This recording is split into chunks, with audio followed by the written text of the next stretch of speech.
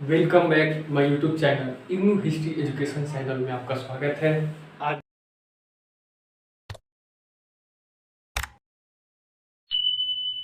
वैदिक काल से संबंधित कल का वीडियो मैंने अपलोड किया है। उसमें सिर्फ इतना ही बताया है कि वैदिक काल क्या है, वैदिक काल कितने प्रकार के होते हैं, वैदिक काल का स्थापना किसने किया, कब हुआ, एडी बीसी से संबंधित सभी प्रकार की जानकारियां उसमें हमने दी है। आज हम पढ़ेंगे वैदिक काल। तो वैदिक काल में नदियों के बारे में पढ़ेंगे कि वैदिक काल में नदियां का नाम क्या था, वो भी वैदिक काल में जब आधुनिक नाम क्या था और प्राचीन नाम क्या था, किसका, नदी का। तो उस नदी के बारे में हम बताएंगे। तो आप यहाँ पे लिख लीजिएगा कि वैदिक काल में नदियां, वैदिक काल में नदियां या नदियों के नाम डाल दीजिएगा, नदियों के नाम। इसमें आप डाल दीजिएगा एक तरफ आधुनिक,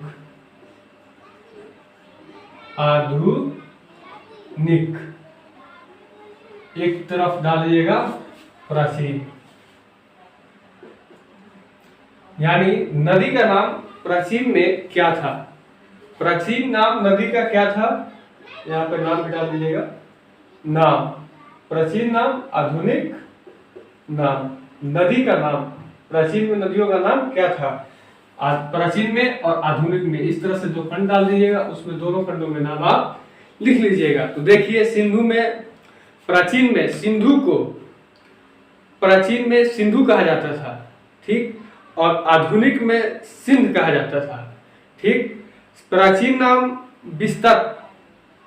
बिस्तता और आधुनिक में उसका नाम झेलक था। सुसतु प्राचीन नाम हो गया, सुसतु प्राचीन नाम हो गया, आधुनिक नाम इसका हो गया स्वता। गोमती, गोमल, इधर लिख देंगे पहले प्राचीन नाम जो होगा सिंधु, इधर सिंध, उसके बाद जो है बिस्तत और इधर झेलक, दूसरे में सुवतुत और स्वतः, गोमती, गोमल, ठीक। पहला बोल रहे हैं जो वो हो गया आधुनिक प्राचीन, और दूसरा जो बोलेंगे वो हो गया आधुनिक। अब देखिए गोमती जो हो गया ये प्राचीन नाम हो गया, दूसरा जो हो गया गोमल ये आधुनिक नाम हो गया। उसके बाद सदनीरा प्राचीन नाम हो गया, आधुनिक नाम गंडक। उसके बाद बिपाशा, आधुनिक नाम व्यास। कुंभ प्राचीन नाम, आधुनिक नाम इसका कुंभ का, आधुनिक नाम कुर्म, और प्राचीन नाम कुंभ का काबुल भी था। कुंभ एक अलग हो गया और कुर्म अलग हो गया, तो कुंभा और काबुल, ठीक, ये अलग अलग है। कुंभ अलग है और काबुल, कुंभा का काबुल, आधुनिक नाम कुंभा का प्राचीन नाम कुंभा हो गया और उनका आधुनिक नाम काबुल हो गया। और दिस्पति और घंघर, ठीक, दिस्पति प्राचीन नाम हो गया और आधुनिक नाम घंगर हो गया। प्रसरुड़ी, रावी और शत्रुधि, सतलज, वास्किनी, आस्किनी, उसके बाद चिताब, सुमोसा और सोहर, विपाशा, व्यास, ठीक। ये सब जो हो गए नदी के नाम हो गए, कौन, प्राचीन और क्या बोलते हैं, आधुनिक, प्राचीन नाम तथा आधुनिक नाम। अब हमें देखना भी क्या है, ये देखते हैं कि हमें अब इसके बाद क्या पढ़ना है। वैदिक काल में देवताओं के बारे में हमें पढ़ना है कि देवता क्या थे। इंद्र, वैदिक साहित्य के सर्वाधिक चर्चा सिंधु नदी की है।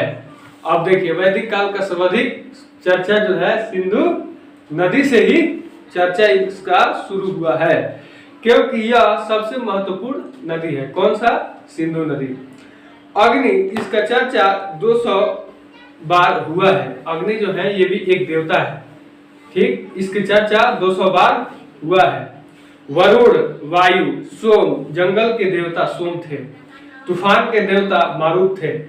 रौद्र यह सबसे बड़ा क्रोध वाले देवता थे, इन्हें पशुओं की देवता कहते थे, जिसका नाम रौद्र था। वो बहुत गुस्सा वाले देवता थे जो कि पशुओं का देवता कहते थे, जिसे पशुओं का देवता कहते हैं। विष्णु संरक्षक एवं पालनकर्ता, विष्णु जो थे वो भी एक देवता है, संरक्षक तथा पालनकर्ता का देवता थे। कौन? विष्णु जी। पूषण पशुओं का देवता पूषण थे। इसमें 8 देवता है। पहला इंद्र, दूसरा अग्नि, तीसरा वरुण, चौथा सोम, पांचवा मारुत, छठा रौद्र, सातवां विष्णु, आठवां पुराण।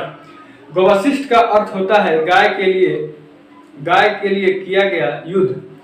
अब देखिए गवशिष्ठ हम वैदिक काल में ही पढ़ाए थे। कौन? ऋग वैदिक काल में। तो उसमें जो है गायों के प्रति युद्ध करना, मौत के घाट उतार देना, उसमें सजा दी जाती थी कि गाय के प्रति जो हिंसा रखे, गाय को जो मारे, उसको दुख पीड़ा से दर्द दे, उसके लिए युद्ध करना। गवशिष्ठ का अर्थ यही होता है, गाय के लिए युद्ध करना। सीता का अर्थ क्या होता है? सीता माता, जगजननी सीता माता, सुने होंगे, रामायण आपने देखे होंगे।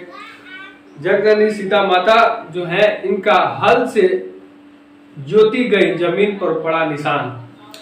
हल से जोती गई जमीन पर पड़ा निशान। आप रामायण देखे होंगे तो उसमें किसान राजा दशरथ थे, वो हल चला रहे थे। उसमें एक मिट्टी का जो था हांडी था, उसको जब चलाए तो उसके हल के नुकीले जो हल होते हैं इस तरह से, उस नुकीले हल से जब उसमें टर्च हुआ तो उस टर्च से जो निकले तो उसी में माता सीता, जगजननी माता सीता का जन्म हुआ। तो इसीलिए इसमें भी दर्शाया गया है, सीता का अर्थ से हल से जोती गई जमीन पर पड़ा निशान, जो कि आज भी जगजननी माता सीता का हम लोग पूजनीय मानते हैं।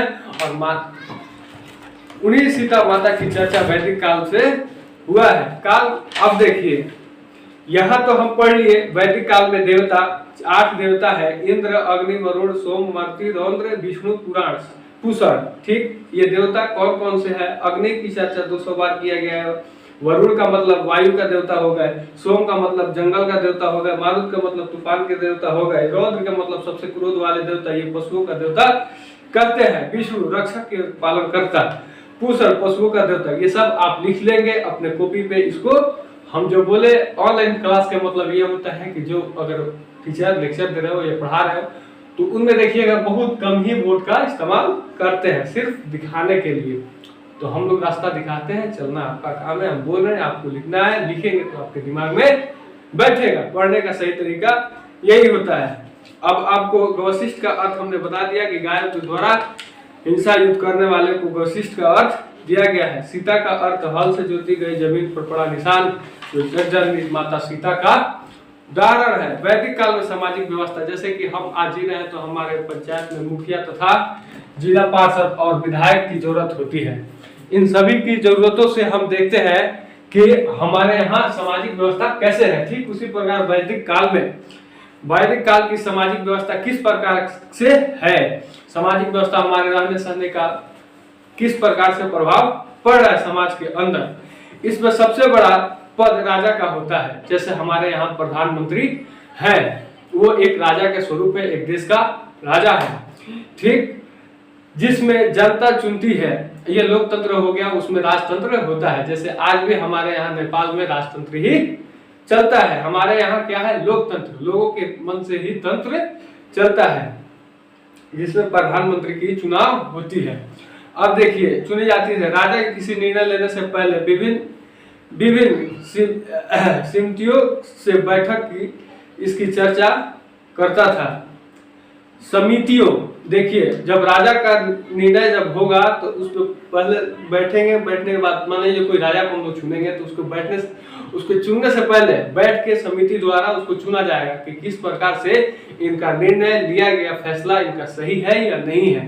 ठीक उसी प्रकार से बैठकर उसकी चर्चा किया जाता था। इसी तरह से उसमें वैदिक काल में सामाजिक व्यवस्था का जो पहला शुरुआत यही है। अब देखिए, वैदिक काल के 3 प्रमुख संगठन थी। सभा, यह निम्न साधारण लोगों को संगठन था, इसकी चर्चा 8 बार की गई। सभा यानी निम्न प्रकार से, मतलब आम जनता जो थे, इसकी 8 बार चर्चा की गई है। साधारण लोगों जैसे हम और आप सभी तो साधारण ही है। मानवता मतलब उसमें कोई खास होता है, जैसे मुखिया सरपंच हो गए, उससे हटके साधारण व्यक्ति के द्वारा चुना गया या साधारण संगठन किया गया, इसका चर्चा 8 बार हुआ, जिसका नाम सभा है। पहला वैदिक काल में 3 प्रमुख संगठन है। पहला संगठन सभा संगठन। अब देखिए समिति संगठन, इससे उच्च वर्ग के लोग संगठन करते हैं, उसकी चर्चा 9 बार हुई है। किसमें? वैदिक काल में। सामाजिक व्यवस्था में इसकी चर्चा 9 बार की गई है। विरत, यह सबसे महत्वपूर्ण संगठन था, इसकी चर्चा 122 बार हुई है। प्राचीन में सबसे